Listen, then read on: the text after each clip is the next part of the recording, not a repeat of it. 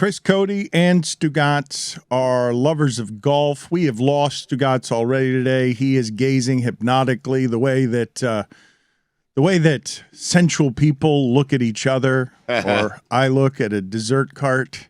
Stugotz is looking at the television because the British Open is going on, and I've got a shameful admission. I don't know if this is Mike's. Just the Open, Dan. The Open Championship. He's good, though. Every time I have seen St. Andrews since I was young. Yeah, home of golf. It makes me sad. Sad because it's so cold, wet, and windy. I have never been able to look at my television screen. It's actually not bleak and gray today. It's not awful today, it doesn't look like. But the television makes me sad looking at all that parched grass, and just it feels like a bunch of goats have spent a whole lot of time eating, and now they're telling me it's golf history. Respect the game of golf. It's the home of golf. I will tell you this. It does make me sad, too, occasionally. It does. It's cloudy. Doesn't look like a pleasant place to live, but I'll tell you this. The scores are low today. There is no wind blowing. Guys are going out there and having a day, and Ernie Els is one of those guys. -5, just 2 off the lead right now. I love me some Ernie Els. It means nothing in round one. Nothing. Oh, and this looks like dog shit on the television, man. Oh, you knock it off. It's made me sad. Looks my like whole a 4-day-old life. olive. Listen, Tahoe, it is not. I understand, okay? But it is the home of golf at St. Andrews. Show some respect. Keep being told that. It's got to be the crappiest looking prestigious place. Put that on the poll at LeBatard Show. Is St. Andrews the crappiest looking prestigious place? There's a lot of college football stadiums that I put there. Also put on the poll, would you yell at your neighbor if his lawn looked like St. Andrews? It's an embarrassment. I know this is the birthplace of golf. I'm not going to push back on that. That's irrefutable. But it also looks like shit, and it's not much of anything, really. The sand traps are way deeper, but the fairways are twice as wide. The greens are twice as wide. This looks easy. I can't be the only one listening to this. Easy. I can't be who feels this way and has felt this way for years. You can't sell me on cold, dark, and wet as an experience unless it's in my bedroom. You mentioned wet. Like, have they tried watering this grass? I mean, I always think that I feel like it's raining there at all times except right now. Yeah. Hubble. I thought about, I don't know if you saw this, but Chris Hemsworth, one of those brooding Hemsworth brothers, Hubble. is doing Thor with Natalie Portman, and she said she was flattered because she's a vegan, and before their kissing scene, he told her that he did not eat meat. And I do believe that the Hemsworth life, the only time he stops eating meat is to kiss. Like, I feel like that's how he's wandering through life. Really? All the Hemsworth, Papa Hemsworth, everybody. Can you get me the stat of the day music, Mike? Because I want to address something that I think needs addressing. Start of the day, it is your start of the day. Start of the day, it is your start of the day. Start of the day, it is your start of the day. Start of the day, it is the start of the day.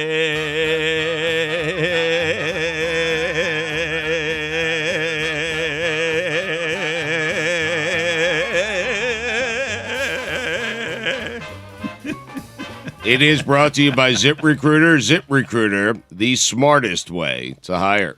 It's gotten to the point now that what I'm about to say isn't the stat of the day. It's so common that he does things like this. Shohei Ohtani has now struck out 10 or more batters his last 4 times out. Crazy. And that's the first time an Angels pitcher has done that since Nolan Ryan. I think it's the only time an Angels pitcher has done that other than Nolan Ryan. But that's not the stat of the day. This is the stat of the day, and I find it really hard to believe. But it's so. Runners in scoring position. Since 1974, when Shohei Ohtani is pitching, the slugging percentage of batters with runners in scoring position is the lowest of any pitcher since 1974 It's 210 is slugging. They're not making contact. They're not hitting the ball hard. They're 210. But also, since 1974, with runners in scoring position, hitting, he's got the highest slugging percentage since 1974. What? That's correct. That's He's the wild. best baseball Crazy. player. Like, this is the best baseball player we've ever seen. And baseball people know it, but nobody else does. And if this dude played in New York, he might be the only thing that can be like modern day Jeter. But I don't think you can do it as an Angel, and I don't think you can do it anymore in baseball. I don't think it's possible, because if this guy can't do it, it can't be done. I mean, that was kind of the reason why they changed their name to the Los Angeles Angels, to get more media attention, to tap into a bigger market. He plays in the Los Angeles area. It just does nothing for him. I mean, the Marlins did draw like 19,000 when he was playing, when he came to town, and they usually get like 4 or 5. So like like baseball fans know Ohtani. I'm with you though. He's not reaching like Good Morning America. Yeah, but people on the East Coast don't care. They don't watch him. They're not staying up that late to see him. 18,000 Marlins fans is that's a big attendance. Baseball fans know what it is. Baseball fans respect history. They know history. You will get people who don't go to a baseball game, go to that game and that game only. He's a draw, indisputably, because baseball fans know their history and they know what this is. And there is no such thing like it. I'm going to read the stat again because it's nuts. Please do. When people are in scoring position, he's pitching, the slugging percentage since 1974, batters lower than anybody throwing baseball's minimum 25 games. When he's hitting with runners in scoring position, he's hitting the ball hard. He's slugging 621. That's the highest since 1974. Minimum 300 at bats. Now, admittedly, those numbers, those samples aren't the largest samples, but regardless, a guy doing both that well is an insanity. If only that team had another good player. I mean, geez. Since June started, the Angels are 6-1 when Ohtani starts. Right. 6-26 when he doesn't. So, Dan, it seems like you're coming around to my idea that Major League Baseball should have some sort of exemption every year where they just pluck a player from another team and place them in the market they want to place them. Take Ohtani from the Angels. They don't deserve him. Put him somewhere else. Put him in New York. Put him in Chicago. I'm serious. Why is it always New York and Chicago that deserve it? Boston. Miami. I don't understand why we keep doing this. It's weird to me. I do think Baseball towns, it'd Mike. matter more if he were a Yankee. Yeah, sure. But Judge is he's crushing the ball. Is crushing it, and he still isn't this It's fair. superstar. It's baseball. If I think back to Japanese sensations, Ichiro was a much bigger deal when he was killing it as a rookie his first year in Seattle than Shohei Ohtani is right now during arguably the greatest stretch of baseball we've ever seen. He's Deion Sanders. He doesn't play football. I'm saying Deion Sanders played baseball. I'm saying he's using a skill set, it's a two-sport thing. that is multiple, that Babe Ruth is the comp, but for Rick Ankiel is the comp. He is a generational player, indisputably, and his nationality and the language don't help him. Those end up being things that don't get crossed by the language barrier and the cultural barrier. It's much harder for someone from another land to be famous, even though Ichiro did it. He had the benefit of being the novelty first. If Ohtani played then and had done it first, this would be what we're watching right now, would have put him in a pantheon of the greatest superstars of our time, which he's not going to be allowed to be. It's just sad because I think it's more to do with baseball just not mattering the same way. And it's weird. He's doing this when they have the sports calendar basically all to themselves. Maybe if they were good, I just don't understand it. It's got to happen in the playoffs. playoffs, but it's all of it though, Mike. It's I don't know which one you go with first. It's not any one of them. Japanese is one of them. Language interview. Do we know you? Do we know you for real? The interviewing is another one because the language barrier makes it harder to become a star anywhere in sports. What's your personality? Can we get to know you? Where's your humanity? It's baseball. It's Anaheim. I don't know what or Los Angeles, but a team that people aren't watching on the East Coast. If I put him on the Dodgers, any different? I think so, but not reverberating across the land and is even as relevant in name as Russell Westbrook. Like the stars in football, and I don't even know where I would put him.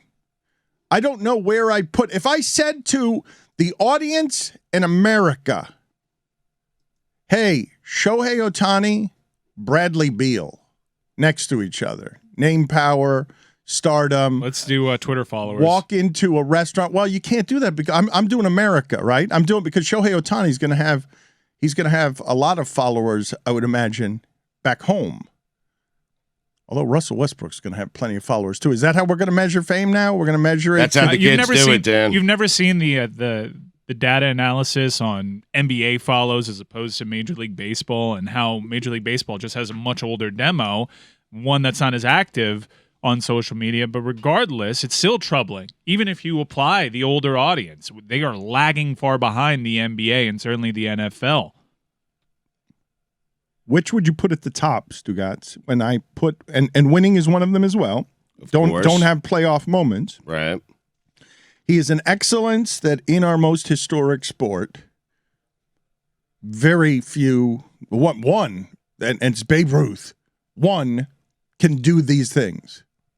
He is not a superstar in a way that you could go home and ask your wife or somebody in your house who's tangentially interested in sports and say the name Shohei Ohtani, or do you recognize it? There's not a single person in my house that if I brought up his name would know who it is I'm talking about. On Instagram, not one. On Instagram, Shohei Ohtani has 1.4 million followers. Westbrook has more. Bradley Beal has 1.4 million followers. Really? That's wild. I'm that surprised. They're, comparable like is that. Is this cultural as well though? Is Ohtani very reserved or not doing much of anything on Twitter, so he's not actually saying things and you're following him? But that doesn't matter. What does Ronaldo do on social media outside of occasionally post a picture of him in his underwear? Athletes. That's enough. Yeah, but athletes generally, when you're that big of a megastar, Messi doesn't say much on his social media, but he's got, I imagine, an insane number of followers. Hang on, I'm going to pull it up. Yeah, Messi has 348 million followers. Let that be a bit of perspective as we talk about Bradley Beal versus Shohei Ohtani and just how we treat the game of soccer in this country with all the legacy media guys. 348 million. He has lost more followers in a day than Shohei Ohtani has gotten in years. Can we put next to each other, Stugotz? Domonique Foxworth had one of the most magical appearances I have ever seen on First Take. Can we just? I'm doing it. I'm standing up. Standing up. I mean, it was just his masterpiece. I mean, he knew what he was doing. He had a game plan. He stuck to the game plan. It was obvious he was doing a bit. Russo even knew it, but yet couldn't control himself when he said McVay was better than Lombardi. He's like, I know you're doing a thing, but McVay's not better. He like spazzed out his response.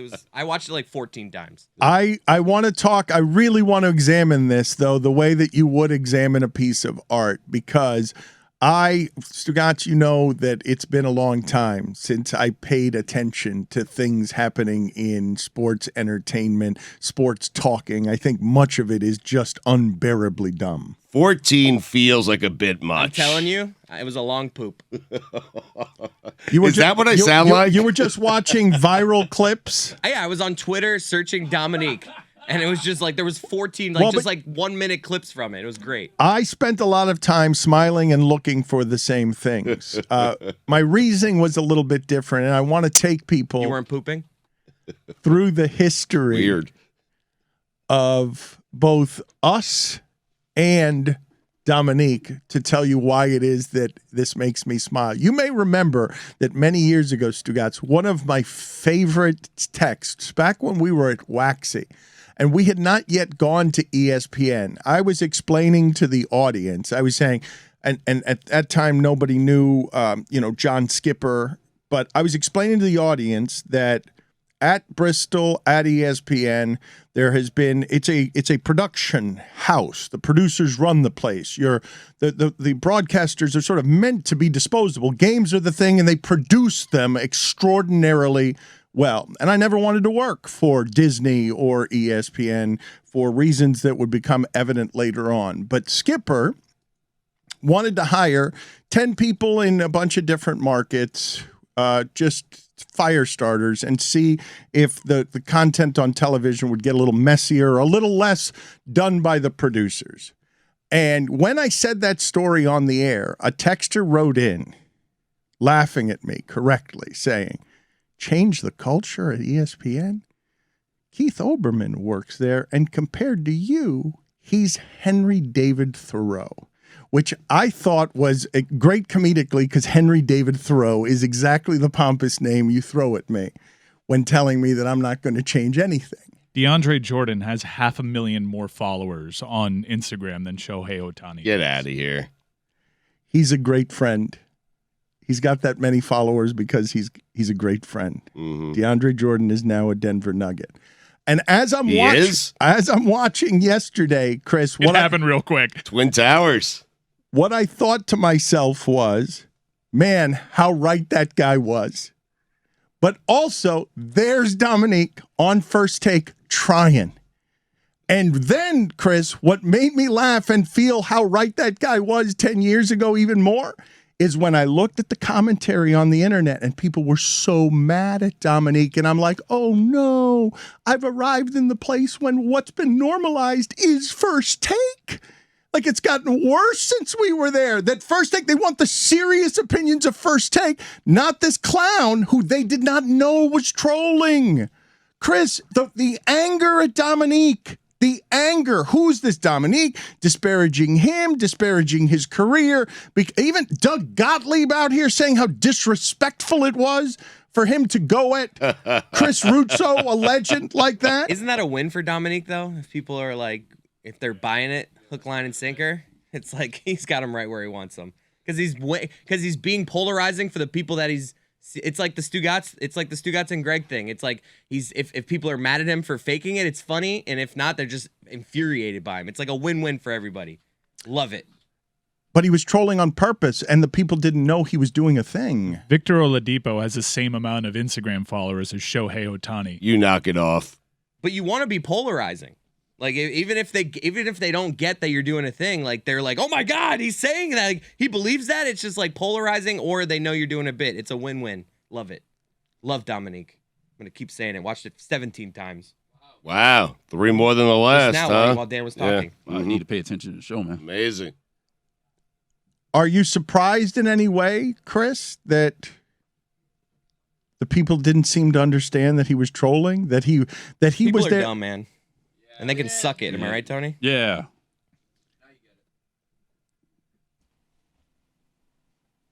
Sorry about that.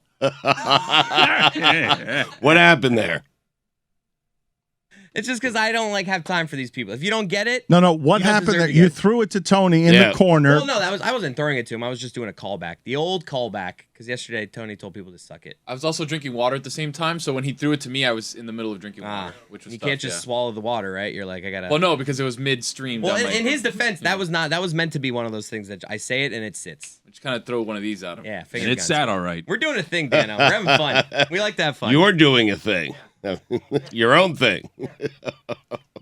Domonique Foxworth went on television yesterday and purposely, while being paid by the network, did a public and entertaining troll. And Chris, I don't know what you were reading, but what I was seeing headed Dominique's way was not praise. It wasn't praise for saying that Sean McVay was better than Vince Lombardi. It wasn't because he was saying that Kevin Durant would have cooked Larry Bird. Kemba Walker is just as famous as Shohei Ohtani. Not Oh, my possible. God. No, not possible. I mean, you do it in the Mecca, though. Yeah, he did it in the Mecca. I'd argue in college he had already sealed He did that. more in college, yes. Stugotz, speaking of Mecca, you want Donovan Mitchell? It's a good question, Dan. I don't think Donovan Mitchell, he certainly makes the team better. I don't think Donovan Mitchell is the centerpiece of a team that's going to win an NBA championship, but the Knicks have a hard time attracting NBA superstars for whatever reason, probably the owner. Yeah, I take him. Of course. He'd be the best player we've had in quite some you time, say since of course, Carmelo. but you say, Yeah. of course, No, and it since took Julius Randle. Don't forget when you made him MVP. Well, that was the first half of the Right. season. No, he did. Right. He had like a half a Bosch season, and all of a sudden he was an all-timer. Yeah. It's ridiculous over there. Donovan Mitchell, I think, you got to go for him. You have to. Because you have the draft capital for it.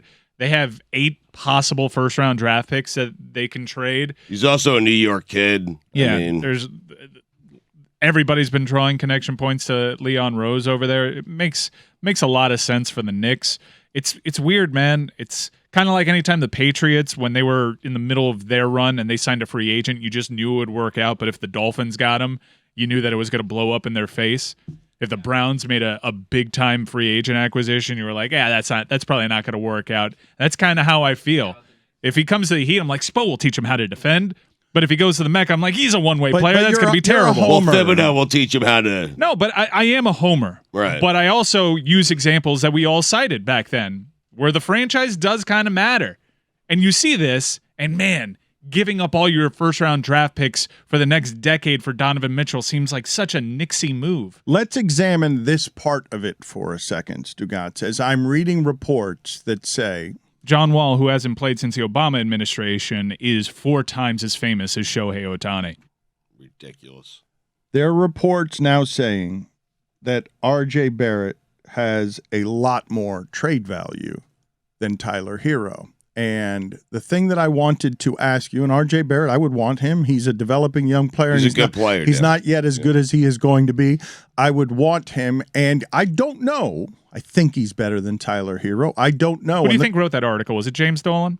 The question I want to ask you because guys, every time Legion Hoops says, wow, there are executives that believe that R.J. Barrett has way more trade value, that was put out internally by the New York Knicks.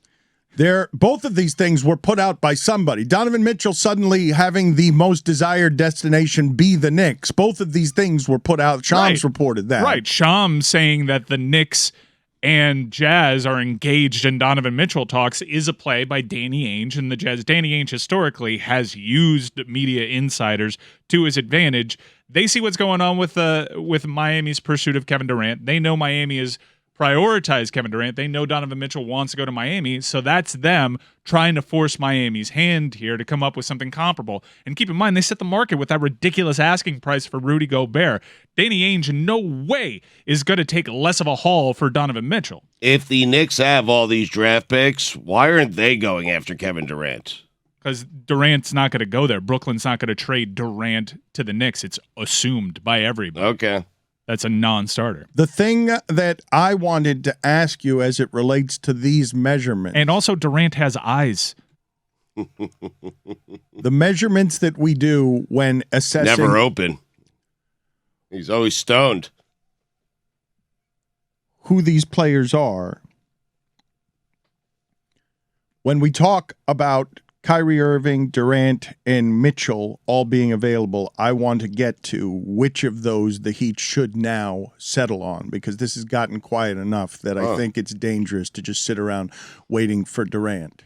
But what I wanted to ask you about R.J. Barrett and Tyler Herro is the following, and I want you to think about this for a second, because if you're telling me that Tyler Herro doesn't have the same value as R.J. Barrett, you must be telling me that because you think R.J. Barrett is either somebody who's still growing a lot or is possibly better as a two-way player playing defense than Tyler Herro is, who can be a liability defensively.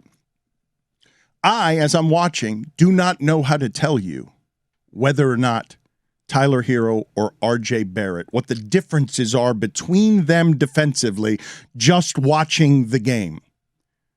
And the question I wanted to ask you guys, seriously, in the vein of Tyler Hansborough and Michael Beasley and some of the white-black conversations that we have, is who are the white guys who are allowed to be the great defenders in that sport? Who are the guys that are... I'm wondering if Tyler Herro, whatever it is that makes it hard for me to do the measurements, are my own biases, are my own way of looking at, well, I'm not assuming that the white guy's going to be great at defense because the guys I'm putting out in front of you as great white defensive players are. I think they're comparable trade assets. I really do, for the reasons that you've outlined. RJ Barrett is a better defensive player. RJ Barrett was picked higher. It was assumed entering the league that RJ Barrett had a higher ceiling than Tyler Herro. Tyler Herro's also had accolades. He's done it in the postseason. He became a superstar in the bubble. And I mean that, a global superstar. If you look at the top 10 jerseys. He's got more Instagram followers than Shohei Ohtani. Easily. If you look at the top 10 jerseys sold in the UK, Tyler Herro is among the top 10. He is a polarizing figure, no doubt. But if someone were to argue with me, RJ Barrett is a better trade asset than Tyler Herro, I won't push back that much on them. Much better? I just don't see it. Tyler Herro is a pure scorer. He has a skill that is deeply in demand. If he were healthy, Miami Heat might have been Eastern Conference champions. Dan, to answer your question, Alex Caruso. Great That's player. it. Yeah. Sneaky Defensive call. player. Yeah.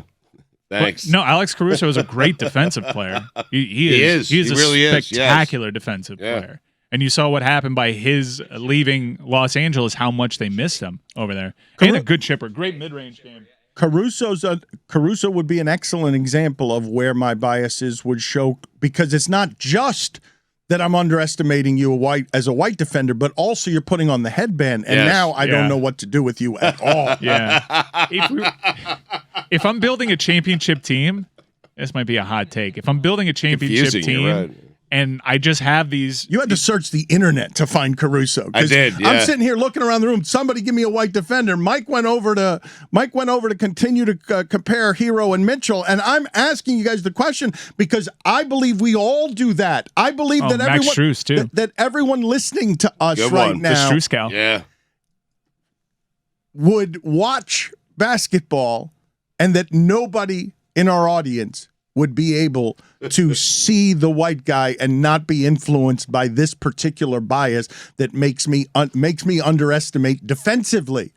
And I don't know what I'm doing there, Stugotz. It's not fair.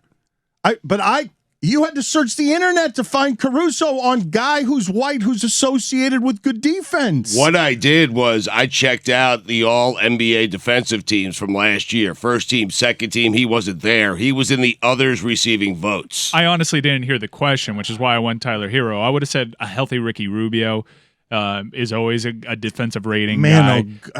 Ricky Rubio. TJ McConnell, he'll get up in you. Yep. Put it on the pool. For 14 TJ minutes a McConnell game. get up in you. For 14 minutes a game. Yeah. Hornacek. Deli's right up in you. Dellavedova Yeah. would get up in you. Yeah. Deli had to be hospitalized because he literally left it all on the court that one time he held Steph Curry scoreless. What a playoff run. I mean, Deli.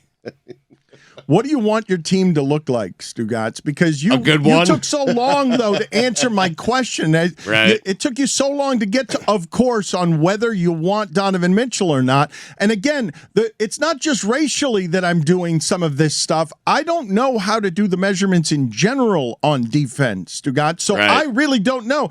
I think that Mitchell is a bad defensive player because Gobert says he is. Because not just beyond the defensive metrics that you can read, watching it, I can't do it. You can't? No, I can do team defense. I cannot do individual defender because these players are so good offensively that they can't actually be guarded by anybody. I mean, Mike, it's fair. You look at Caruso, I feel like I could take him off the dribble. I mean, I feel like Tony could post him up. I don't know why you do that with Caruso. I don't know why either. When he got hurt, Chicago's season fell apart. He thinks he can make 4 threes in an NBA game, and I keep On the telling Warriors. him you wouldn't get over half court.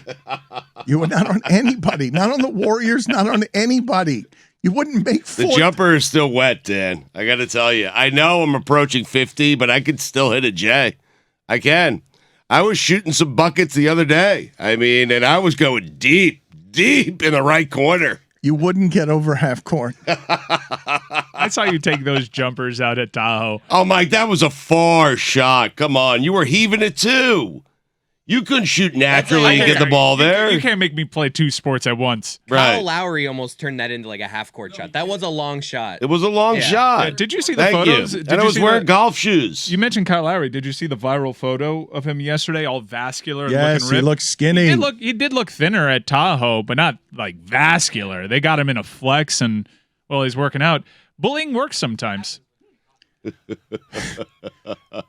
Are you willing, Mike? Because you want any of the three guys. I don't even know I know the order of the first one. I do, but I don't want know. It has to be I don't know. Durant. But I heard where you were going with it, and I will buck against having to do something now because you run the risk of losing Donovan Mitchell or running the risk of Kyrie Irving. There's always going to be a superstar that wants out midseason. There always will be. There will be a disgruntled superstar. Heck, I'm not ruling out that disgruntled superstar being Bradley Beal in the middle of the season after just securing his bag. He's shown you what he's about. I don't discount it being Damian Lillard for all the loyalty talk. If they struggle out the gates and he's available at the deadline, Miami can be active on him. I think Kevin Durant is that special. I think Miami is right to prioritize him and not take the bait on Donovan Mitchell. The question I'm asking you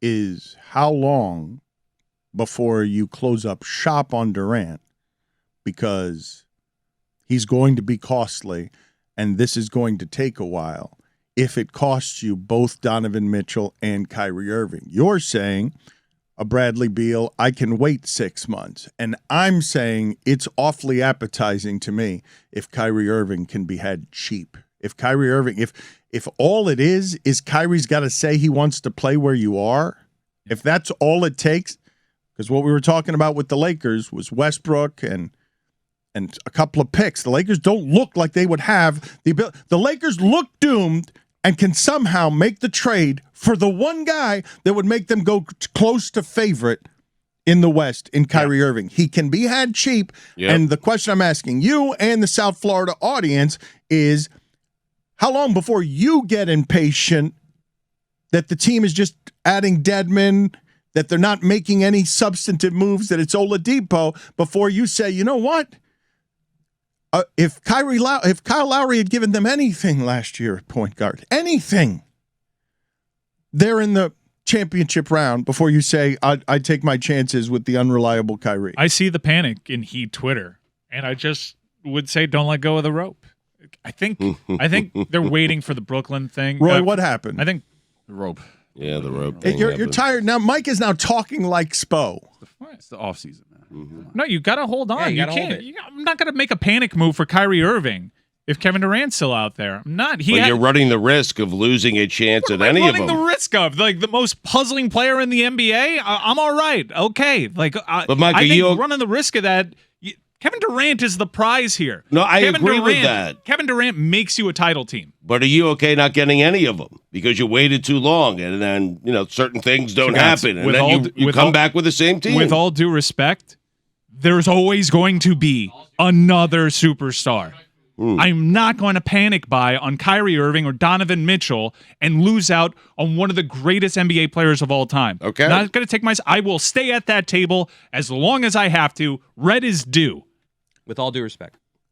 You don't have enough to get him. You don't have enough draft picks. You have to get awfully creative with help from other teams that don't particularly want to help you. And I don't see an angle.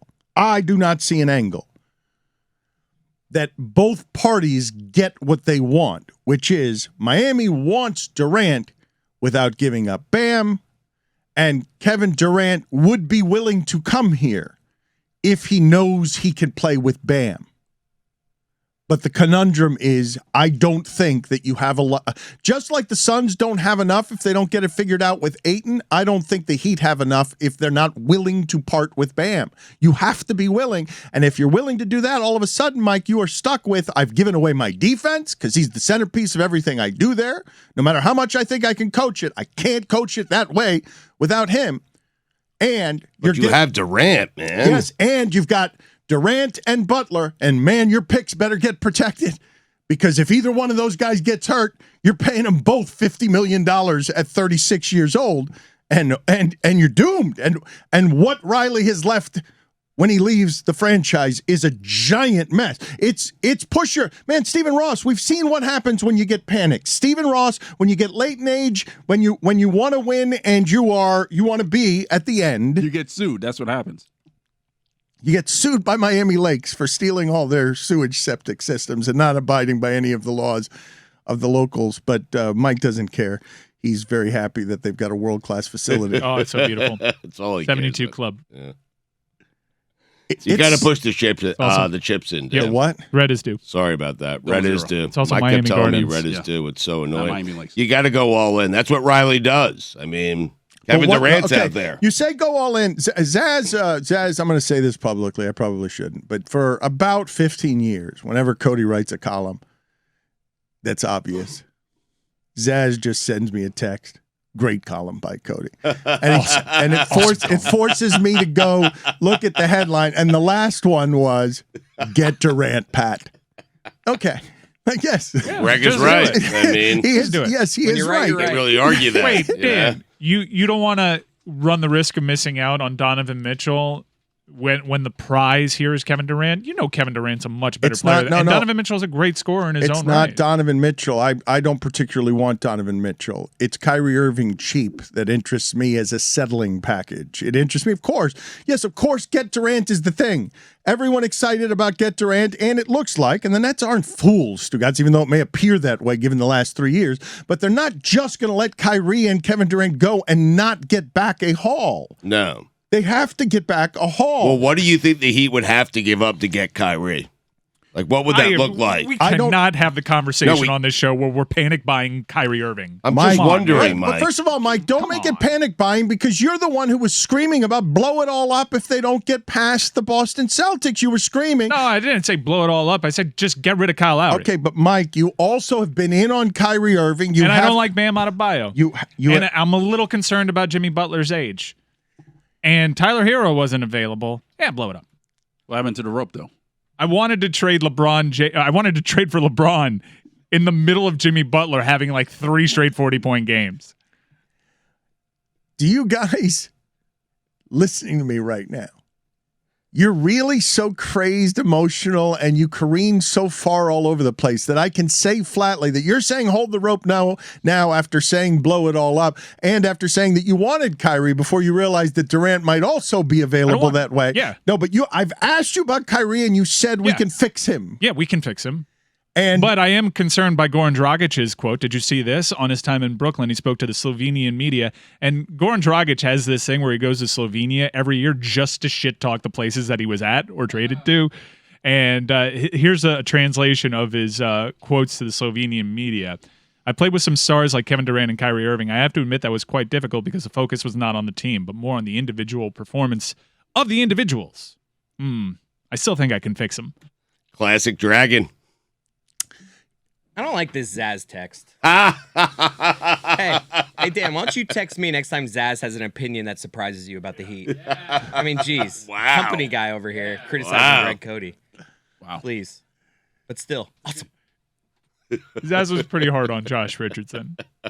My favorite thing to do in listening to the Josh Richardson years on the post-game coverage was Zaz. Gotta be better. Gotta be smarter. Just like kid gloves, but he would walk it up to the line. is Zaslow doing to Greg Cody what Hank Goldberg did to you? I mean, does he do that? Does he take Greg Cody's column and just rip it apart on the air all the time? I would get the Zaz Josh Richardson text.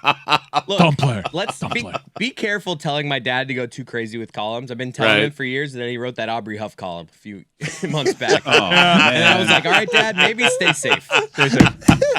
The old Aubrey Huff's a person column. Hey, Pat. Chris has been encouraging his father. His father's a dinosaur newspaper columnist, writing columns, just making his way at the end.